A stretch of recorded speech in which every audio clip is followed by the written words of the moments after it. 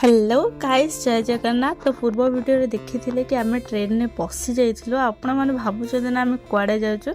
Actually आमर trip थिला family trip Shirdi को। तो आम ओह्ल पड़ू नेक्स्ट डे। तो आम जाऊँ फर्स्ट कपर गाँ जो भगवान फास्ट रही माने बाबा जो फास्ट रही थे। तो आम ये आसिक पहुँची जाइलु। देन भल से बाबांकर दर्शन करिकी आम बाहर पड़ू रूम को। तो रूम रे आमे पहुँची जाइलु। आम जिनपतर सब ये कढ़ा जाऊला। तो आम वेट करूँ आम रूम चाबी पे। तो ये हूँ रूम आउ बहुत ही भल जगह थिला, भल प्लेस भी थिला। तो आमको आम रूम चाबी मिलगला। तो रूम आम पहुँची जाइलु। आम रही भगवती भक्त निवास ठारे। आम समस्ते रेडी हो जाइलु। मुझे आज जाइली पापाली गुड्डू रूम को, कारण मुझे जल्दी रेडी हो गली। तो मत रूम रे एका बसिक बोरिंग लगला। तो मुझे पळाई आसती।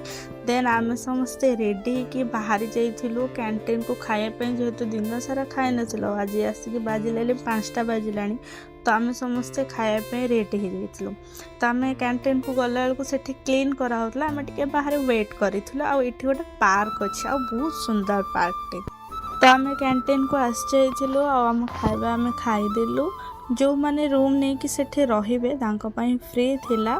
आउ आम खाई सारी जेहेतु मराठी मान टे स्पाइसी खाइबा कि बहुत टेस्टी। फाइनाली आम खाइबा सरला। आम जाऊँ बाबा मंदिर। चलिक जाऊँ समस्ते आगे